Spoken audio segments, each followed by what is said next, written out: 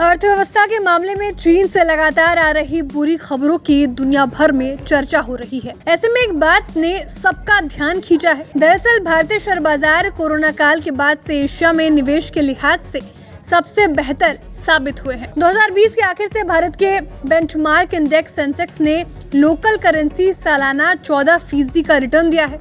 Asia में $1 trillion से ज्यादा की इकोनॉमी में जितने भी इंडेक्स हैं उनमें सेंसेक्स का प्रदर्शन सबसे शानदार रहा है। यही नहीं, डॉलर के लिहाज से भी भारतीय बाजारों का प्रदर्शन सबसे अच्छा रहा है। अगस्त में दुनिया भर की इक्विटी में 5% से ज्यादा की गिरावट दर्ज की गई है, जबकि भारतीय बाजार में महज 2.1% की ही गिरावट आई है। भारतीय शेयर बाजार 3 साल से लगातार स्थिर रिटर्न दे रहा है, जबकि चीन में कभी कभार आने वाली तेजी हमेशा रिटर्न देने में विफल रही है। मई 2021 में जब चीन में विदेशी निवेश अपनी पीक पर पहुंच गया, तब उसके बाद से चीन के बाजार 50% तक गिर चुके हैं। वहीं भारत में 25% की बढ़त दर्ज हुई है।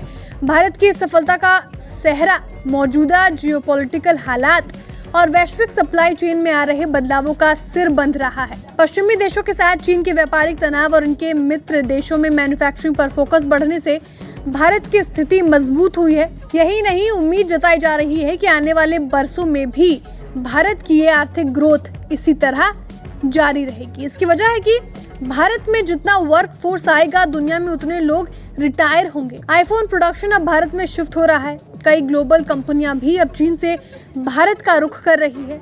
भारत की विशाल युवा आबादी इसका फायदा उठाने के लिए पूरी तरह से तैयार है। ब्लूमबर्ग के अनुमान के मुताबिक 2020 से 2040 के बीच भारत में सेकेंडरी एजुकेशन हासिल कर चुके 4 करोड़ लोगों का वर्क फोर्स सामने आएगा।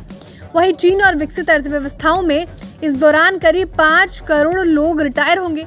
भारत के लिए एक बड़ा फायदा ये भी है कि देश की अर्थव्यवस्था चीन के मुकाबले में कंज्यूमर डिमांड के सहारे ज्यादा तेजी से दौड़ती है।